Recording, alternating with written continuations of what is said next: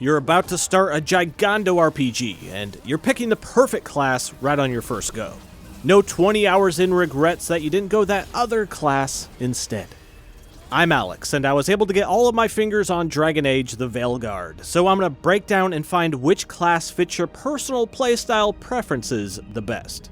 I'll get into the gritty differences between the Mage, Warrior, and Rogue, their subclass specializations, compare how each stack up to other RPGs that you've maybe played before, and demonstrate some of their more unique techniques that you're likely not going to see anywhere else yet. I have other purple-hued content planned for Veilguard, so stick around if you're into Dragon Age.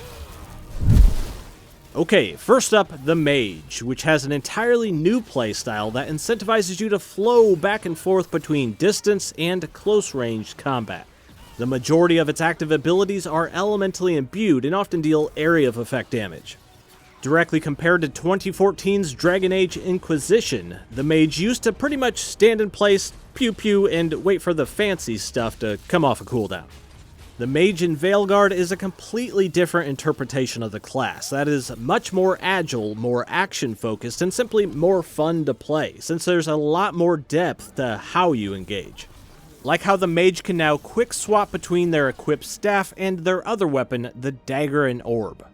Being able to switch weapons on just one button press lets you weave combos together that bounce between two different weapon movesets and even element types, so you can kinda create your own custom combo strings. Looking at how just the staff works, its basic attack shoots out multiple ranged bolts which take on the elemental properties of the type of staff you have equipped. Its heavy attack has some cool stuff you can do with it, and its effect can be boosted by channeling mana into it, indicated on this meter. Releasing the charge shoots out an elemental energy cone in front of the Mage. There's other options for popping those heavy attacks though, like jumping and triggering it to detonate the blast into the ground as a runic symbol that hits in a full circle around you. Or my favorite option is to trigger the heavy attack during a sprint, which detonates it faster and uses the momentum of the staff to propel you into a very necessary 720 spin. The staff also has a defensive bubble you can glob around you, and that absorbs a certain amount of damage until your mana depletes. Before I get to the Mage's other weapon option, Factor is the sponsor of this video, and personally, I'm tired of all the time I lose drowning in dishes and cooking mechanisms. Factor has freed up a massive amount of my life during even the making of this very video, thanks to their chef-crafted meals that are ready to eat in 2 minutes. Not 20 minutes, 2 minutes. These meals are dietitian approved, fresh, and never frozen, which means they don't have to have a massive amount of unnecessary preservatives jammed into them. That is a key factor for me. There's over 35 different pre-made meals you can choose from every week that will magically arrive at your door, and all the dishes you'll need to dirty are maybe a fork, possibly a tiny sword.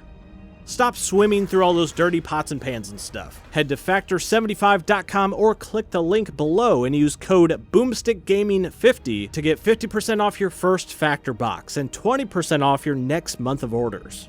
That's code BoomstickGaming50 at factor75.com to get 50% off your first box plus 20% off your next month of orders.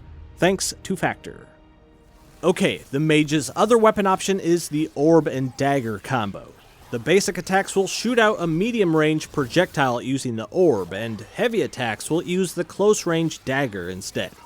Hits with the Orb build up an effect on the target called Arcane Mark. And guess what? Dagger attacks deal critical damage if the enemy has Arcane Mark. Ooh. Apply enough Arcane Marks with the Orb though, and the effect turns into Arcane Bomb, which can be detonated with a dagger attack for a nice big ol' chunk of dead. Unlike the staff's bubble shield mechanic, you can instead block and parry attacks with the Orb and Dagger, giving the Mage two entirely different defensive options. The Mage's main long-range aimed attack is this projectile beam, which has questionable opinions on the pottery industry. Ha! The Mage can quick swap weapons even while channeling this beam, and that's an easy way to pop the target with two entirely different element types. If you jump off a ledge or get the Mage airborne, you can actually temporarily float when you're shooting this beam. That can be used to hover for a moment while you aim, and can even chain into other attacks. The beam has some weight to it if you kind of swip it all around, which is just a random detail. When you're choosing between playing an elf, Canary, human, or dwarf, be aware that dwarves cannot be mages, since they're incapable of magic. Now, after you've leveled up the mage enough, you'll be able to choose a specialization: the Deathcaller, Spellblade, or Evoker. Specializations are not entirely different classes, but each will give you access to a different ultimate attack, a few extra active abilities, and passives. You can freely refund your skill points and swap to different specializations whenever you want, by the way. The Deathcaller specialization is somewhat similar to a Necromancer and can drain enemies' health to recuperate your own. They also get access to 2 beam attack upgrades, which lets them fire stronger blasts, and eventually get a passive that lets them sacrifice their own health in place of mana if it's depleted. The Spellblade, on the other hand, focuses on electrical abilities with more of a close combat playstyle. This specialization enhances the dagger's moveset and extends some of its combos. If you want to build out a dagger-focused battle mage or something like a magic assassin, Spellblade is the way to go. The Evoker specialization focuses on cold damage and large area of effect spells that help to combo with other abilities. The Evoker spells tend to linger in the air and can even suck up groups of enemies, making this a great class for synergizing with other abilities to create big damage spikes. This specialization is also better suited for using the staff since it gets some extra combos for it. So overall, is the mage your kind of thing? Well, here's another way to consider it. If you highly enjoyed the snappy magic combat in Hogwarts Legacy, you're going to love the mage. If you're into the juggle between melee and throwing out magical signs in The Witcher, you might also like the mage's playstyle. Another magic-infused melee combat system was in Final Fantasy XVI, and if you like that, you're probably going to enjoy Veilguard's Mage. Now let's talk about the Warrior. This class focuses on the fundamentals of combat: high physical damage output, high damage absorption, and can provide passive buffs to the entire team, or draw aggro by passive-aggressively taunting enemies' lifestyle choices. Compared to Dragon Age Inquisition, the Warrior class from that was somewhat similar in concept, but Veilguard has cranked up its mobility, spectacle, and depth to like 300%. The Warrior has 2 main weapon sets they can switch between: a one-handed blade plus shield, or a large 2-handed weapon.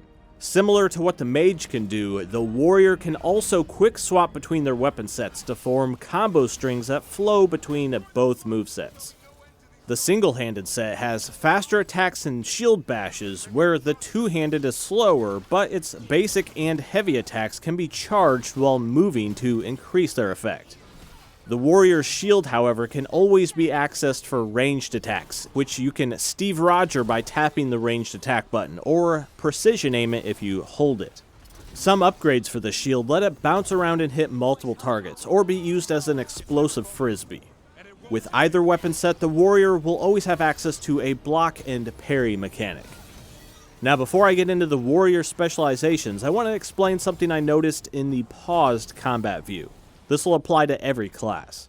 When highlighting an enemy, any abilities that target their weakness will have a convenient spiky green arrow coming off of them, so you can easily know which ones exploit their weakness. Also, picking abilities that say combo opportunity will then show a direct arrowed path to other abilities that synergize and create team combos. If you're not into the tactical pausing of action though, you can also shortcut to any of these abilities during combat. To the left or right of triggering your own abilities, you can see you can also activate your teammates' abilities instantly with no pausing. Same thing on PC, with left control being the default modifier key. Just wanted to share that. But now the Warrior specializations: the Champion, Reaper, and Slayer. The Champion relies mostly on fire damage and can use that element to provide buffs to the team. This specialization primarily focuses on using the shield, improving the perfect parry defense, and gaining an upgrade that allows the shield to absorb normally unblockable hits. The Reaper specialization focuses on inflicting necrotic damage and can drain the life of their target to power their own. This is the risk-reward specialization that balances health sacrifice and health gain to increase the Warrior's outgoing potency. The The Slayer is focused on good old-fashioned physical damage and specializes in the two-handed weapon, improving its core moveset and speed. The Slayer can also charge the two-handed attacks even further, which are clearly highly effective against empty space. So, the Warrior class, is this your thing? Let's compare to other games. If you like the brute pace and weapon-throwing antics of modern God of War, you're likely going to enjoy the Warrior. Similar to the melee classes in Dragon's Dogma 2, combat with the Warrior is going to feel somewhat familiar. Or if you just prefer a less chaotic and more deliberate approach to combat like Elden Ring, those core fundamentals of battle will give you an advantage with Veilguard's Warrior. Now let's take a look at the Rogue. This highly agile class focuses on quick burst damage, multi-hit dual-wield attacks, traps, and ranged precision with their bow. Rogues tend to start salivating when the term DPS is brought up in casual conversation. Going back to Inquisition, that plays a lot slower, you have much less mobility, and a rogue mostly relies on doing one specific rotation of abilities over and over and over and over. In Veilguard, the rogue has gone full-on ninja Legolas assassin, capable of all kinds of different ways to approach combat. Unlike the Mage and Warrior though, the rogue has one weapon set, the dual blades, and its bow is always available mapped to the ranged attack button. No weapon swapping mechanic to worry about with the rogue. The dual blades moveset has a lot of depth to it though, more so than any of the other single weapon types. You can also use these to block and parry with the rogue. Using the bow, you can do a quick shot with just a tap, you can trigger it seamlessly out of a dodge, or shoot it out of midair. Holding the input lets you manually aim to line up ideally headshots. There is an upgrade you can get that incentivizes leg shots though. Another option gives you an evasive blast out of aiming to give you kind of like an escape if someone gets too close. Arrows for the rogue are not a finite resource and they simply come back over time automatically. The primary ranged attacks of any of the classes are best used to break through barriers, which are the blue sections that sometimes cover enemy health gauges. Instead, some enemies will have yellow gauges protecting their health, which is counted as armor, and that can be easily chewed through with a heavy attack. Now specializations for the rogue: the Saboteur, Duelist, and Veil Ranger. The Saboteur focuses on explosives and traps to open up more of a tactical playstyle. It also makes some of your bow attacks able to hit in an area of effect or splinter into multiple targets. Oh, and the Saboteur can use this massive cannon that they pull out of somewhere. The Duelist specialization is all about fast multi-hit strikes and becoming a flurry of death, with a dash of necrosis. The Duelist gets extended combo options for the dual blades if you're seeking even deeper melee combat depth. And the Veil Ranger is going to cater to more of a long-range playstyle, improving the capabilities of the bow. If you prefer hanging back from relative safety and overseeing the battlefield, the sniper-like playstyle of the Veil Ranger might be your thing. Alright, so are you picking the rogue? If you've enjoyed the combat feel of the last few mainline Assassin's Creeds, you're going to also enjoy the rogue. If you are into the style of Greedfall, you might also vibe with the rogue. Or if you really just like the snappy, fast-paced carnage of Diablo 4, you might be a rogue. Alright, that's all the class options in Veilguard, and put your vote down in the comments the class that fits your personal playstyle. Then we can analyze who's the most common and least common. This is very scientific. Now, after you spend an awkward amount of time in the character creator, you'll be presented with one last thing to consider, picking between the 6 faction options. Your choice will increase your reputation gain with that specific faction, improve your damage versus certain enemy types, and also give your character an important passive bonus.